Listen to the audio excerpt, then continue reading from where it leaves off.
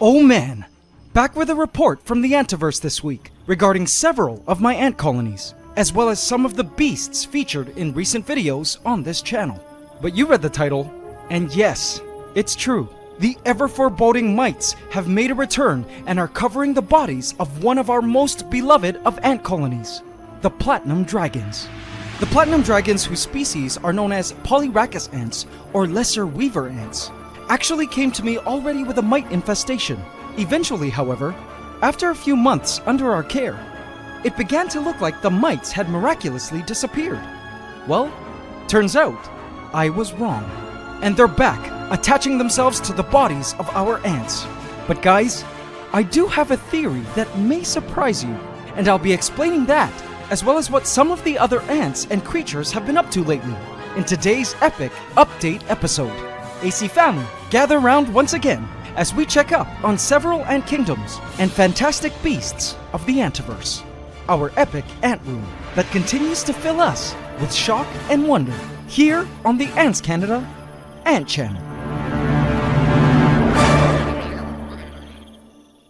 Please subscribe to my channel and hit the bell icon. Welcome to the AC family. Enjoy. Our story begins in an ant kingdom known as Eldragon Towers.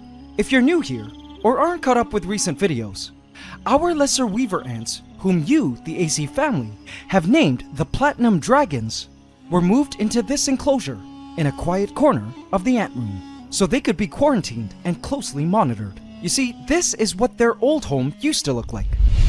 A moated jungle called Eldragon Island.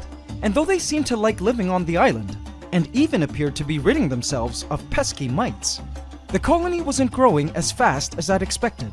So, they were moved off Eldragon Island and into this more observation-friendly setup composed of stacked outworlds, now called the Eldragon Towers. Now before we look at the ants themselves and the new mites, I want to show you these new territories in which the Platinum Dragons have been living for the past several weeks. Their home was no longer an island, but was now a landlocked terrarium with the same dragon skull sitting powerfully at ground level. In fact, Eldragon Towers is still designed like a dragon. There's the head and two great green leaf wings stretching high up into the skies. The space is composed of 3 stacked AC outworlds and are well ventilated with many breathing holes, and offers a great deal of space for our arboreal ants to climb and forage. I wasn't sure at first how the ant colony would respond to life in Eldragon Tower after living on an island for so long, but I was quite surprised to see this, AC family. Have a look, turning the towers around so we can see the back. Behold, AC family, this bottom test tube is the Brown Sugar Water Reserve, and up here, we have the colony nesting quietly. Let's check out the sugar water test tube. In this watering hole, which is almost ready to be changed due to the cotton starting to mold, our Platinum Dragons are hanging out. In fact, the ants guard this carb-rich reserve with their lives, and have learned that this is the place from which they could consistently collect some cherished liquid nectar from the gods. And look at this pair. It may look like they're kissing. They are, in fact, transferring food, a process called trophallaxis. From the looks of things, it does seem the ant on the left is drinking from whatever the ant on the right is regurgitating. But from this, you can also see how bad the mite infestation is again. But before I go into my thoughts on these new mites, let's have a look up at the main nest. Living snugly within this AC test tube, we have our Platinum Dragons, and all their young. If you look carefully, you can see which ants have mites, and can even see some on the surface of the test tube.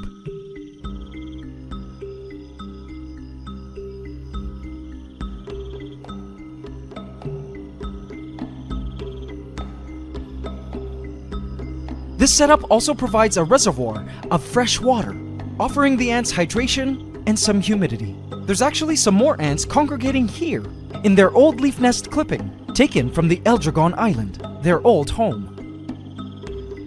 It has since withered away, but the ants still love hanging out there, which is totally fine.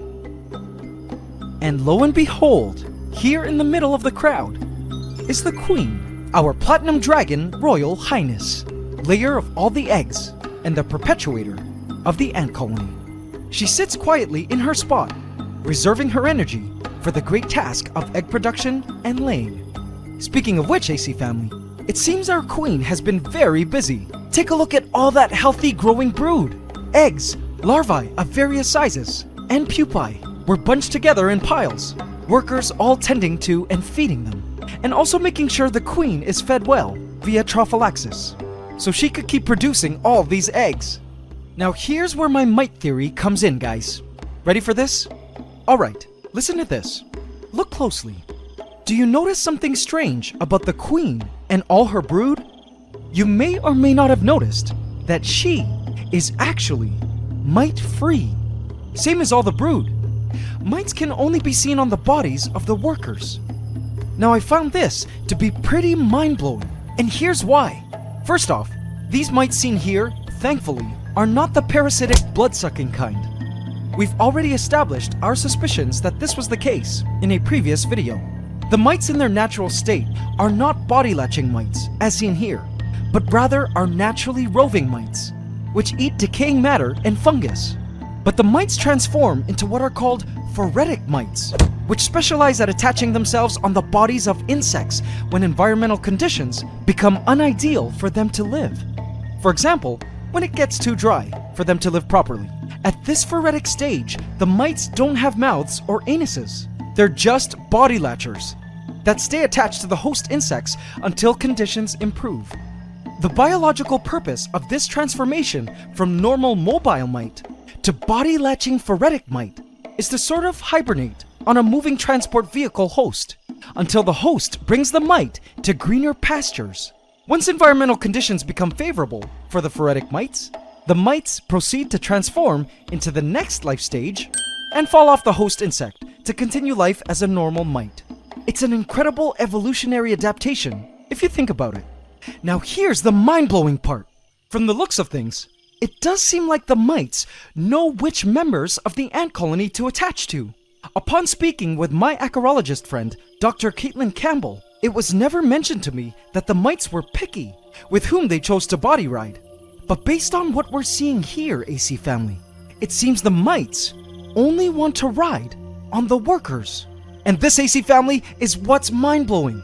These mites seem to know that neither the brood nor the queen are ideal vehicle hosts to take them to greener pastures, because the queen and the brood never leave the nest, whereas the workers do. Therefore, latching onto worker ants are a better choice for the mites becoming phoretic mites, because there is a greater chance they would be able to be taken to a better place to live. Isn't that just amazing? The mites know not to attach to our queen, nor the larvae and eggs. I don't know how the mites managed to figure all this out, but they did. So smart. Unreal, right guys? Mites seem to have an impressive capacity to discern and choose their hosts, even if their hosts are all the same species. Something tells me mites are smarter than we all assume. Now this is quite the relief, guys, because our main reason for wanting to get rid of phoretic mites in the first place was because Dr. Campbell mentioned too many phoretic mites latching onto our queen and brood could cause some problems. Well, if that's the case, based on what we're seeing here at this point, it seems the mites are not a threat. And it's quite evident in the colony's overall health and increased numbers. Our platinum dragons are still doing very well, despite the phoretic mites.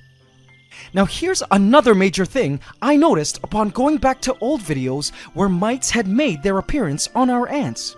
It seems the phoretic mites most appear around this time of the year, from around November to about February. And well, AC family, it just so happens that these months happen to be the cooler, drier, and windier season here in the Philippines where I live. AC family, I suspect that this is no coincidence. My theory then is that a rise in phoretic mites is a seasonal thing. Perhaps the mites at this time of the year find it too dry for them to live properly, so they enter phoresis and attach to other insects until the onset of the summer and wet season, upon which they transform into their next life stage and fall off our ants. Aha! Isn't that just a valuable piece of information, guys? We wouldn't have discovered this had we not moved our platinum dragons into this more clearer setup. So at this point, I do feel these phoretic mites should not be a threat to our platinum dragons. The mites aren't parasitic. The Platinum Dragon Queen and brood live phoretic mite-free. And if my theory's correct, the phoretic mites should be less apparent or completely gone by March of next year. AC family, I think we can all let out a sigh of relief. I'll be sure to send this video as well to Dr. Caitlin Campbell and see what she thinks, and if there's research on mite decision capabilities and intelligence, as displayed here in Eldragon Towers.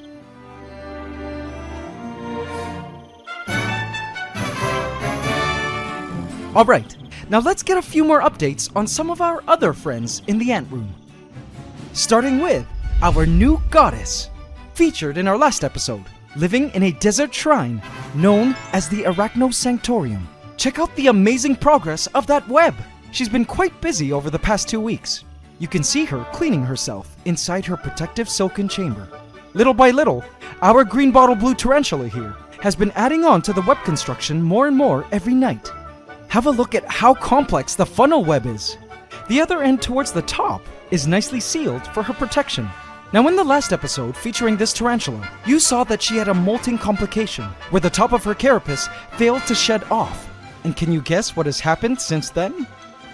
It's still there. It doesn't seem to bother her at this point, and I expect that she'll be able to get rid of this extra piece at her next shed. For now, it's a decorative crown or hood for the goddess of the Antiverse. And hey AC family, while we're at it, this new goddess of ours needs a name. Please take a moment to vote here for a name for our tarantula based on my top 5 picks from your name suggestions in our last video. Thank you AC Council for your input. And now moving on to an update to the episode before last, where the river of the Selva de Fuego was overtaken by a green slime. Turns out, it was blue-green algae, and due to our treatments and added creatures, the green monster is officially gone.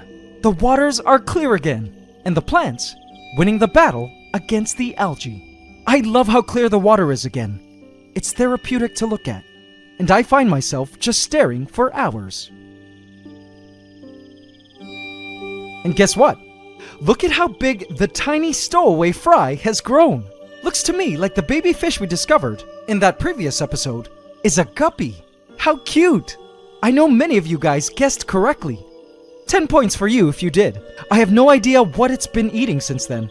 But now that it's this big, I'll be throwing in some fish flakes for it to feed on to help it grow big and healthy. What should we name this little guy? Or girl? Leave your name suggestions in the comments. Remember our new carpenter ant colony? I'm super thrilled to show you an update on them. The carpenter ants are doing extremely well. They've got a ton of new brood, and the workers, super vivacious. They've also extended their tunnel work and living space to all areas of the nest. Look at this larvae pile here. I also love how they've chosen to use soil to strategically establish microclimates and control hydration at desired locations of the nest. This AC hybrid nest has proven to be an excellent home for this carpenter ant colony. They've been eating well, including honey drops and roaches offered in a bottle cap in their AC outworld. And guess what? This booming super colony finally has an official name. I'm happy to announce that you, the AC family, have voted for this carpenter ant colony to be named the Lumberjacks. May the Lumberjacks continue to prosper and lay more eggs in this AC hybrid nest outworld setup. Now remember these?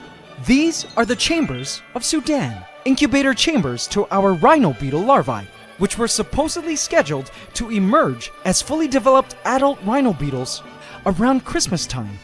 Well, no sign of the beetles. But then again, it isn't Christmas yet, so we'll just have to keep waiting. Anyone out there as excited as I am for Christmas to come sooner? As for the termites, I've been leaving them in peace for the past few months. They're quite low maintenance because they only need wood and water every few months, so it's been quite easy to forget they're even there. I do want to give them privacy though, and I don't want to go in and wreck their structures, so I'll be sure to check up on them at some point in the future. Finally, an update on the bobbleheads, our Phaedoli ants living on a vista. No change to report here, other than that they've grown quite bigger since we last saw them.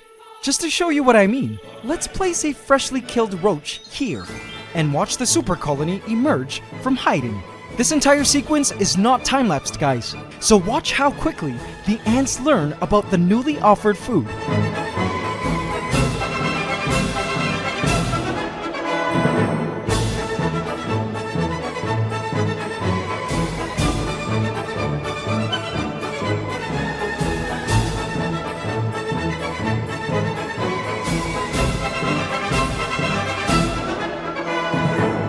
Back at the nest, things seem pretty chill at first. But soon, a commotion starts to build, and very soon, a massive highway begins to form on the wood bridge, which takes the ants to the bounty which awaits on the neighboring island.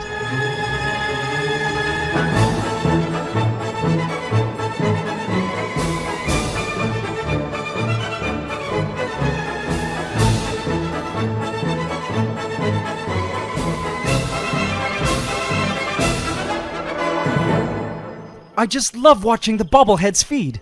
They are such voracious feeders. And AC family, that's it for now.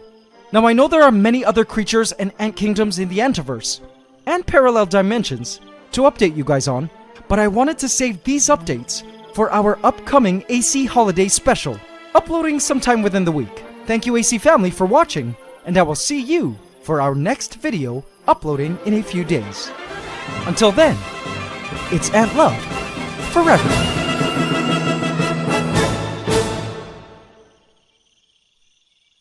Alright AC family, what did you think of these updates? Isn't it a relief that although the mites are back, we likely don't have to worry? I will surely keep a close eye on the Platinum Dragons regardless, and continue to update you on their progress, as well as that of our other creatures of the Antiverse. So be sure to hit that subscribe button and bell icon now, so you can keep updated. And don't forget to hit that like button every single time, including now. Now you may or may not have noticed that last week, I wasn't able to upload. I was actually in Seattle raising funds for Dancember, a 24-hour live stream telethon, where we dance and perform for donations. Turns out, we managed to raise over $325,000 US for Save the Children to help feed kids around the world. AC family, if you'd like to donate towards such a worthy cause, please feel free to hit the blue donate button that you see beside or under this video, or click the link I will put in the description box. They are accepting donations until the end of the year. Thank you to all who have already supported in this critical season of giving. Also, a special announcement. Although it's past the order date at antscanada.com for arrival before Christmas, our awesome holidays promo is still in full effect until the end of the year. For all you ant keepers and ant lovers wanting to get into the hobby this year. And boy, have the ant lovers gone ant love crazy so far. So guys, here's the deal.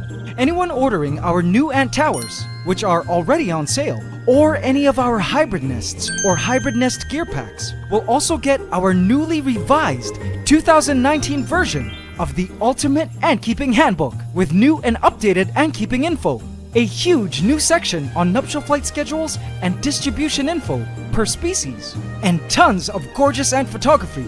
Just order an ant tower or hybrid nest gear pack, add the new ebook to your cart, and use the coupon code ANTLOVE2019, and you get the ebook for free.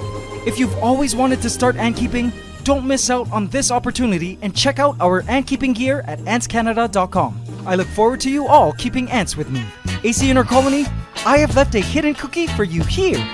If you would just like to watch extended play footage of our Platinum Dragons living within Eldragon Towers, you'll love looking closely at these marvelous ants and inspecting those phoretic mites latching onto them. If you're new to the channel and want to catch up on all your Ants Canada lore, feel free to binge watch this complete storyline playlist here, which traces the origins of all the ant colonies of the Ant Room, so you can follow their stories and better appreciate how these ant kingdoms came to be and why we love them so much. And before we proceed to the AC question of the week, I'd like to plug my daily vlogging channel, daily vlogs of my journey as a YouTuber with creatures like my baby African grey parrot. If you love birds and animals and traveling, exploring the world, check out my vlog channel. I'm also giving away free round-trip tickets to beautiful Philippines from anywhere in the world you live.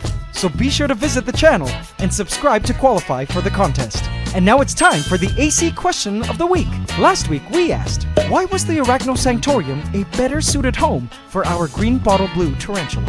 Congratulations to Willie W., who correctly answered, the new home is better suited because naturally this species lives in desert-like environments. That's why you chose fake plants, because they don't require any water like real plants, which would add moisture to the habitat. Congratulations, Willie W., you just won a free ebook handbook from our shop. In this week's AC Question of the Week, we ask, why do we suspect that phoretic mites might be a seasonal thing? Leave your answer in the comment section and you could also win a free ebook handbook from our shop. Hope you can subscribe to the channel as we upload every Saturday at 8 a.m. Eastern Standard Time. Please remember to like, comment, share, and subscribe if you enjoyed this video to help us keep making more. It's Ant Love, forever.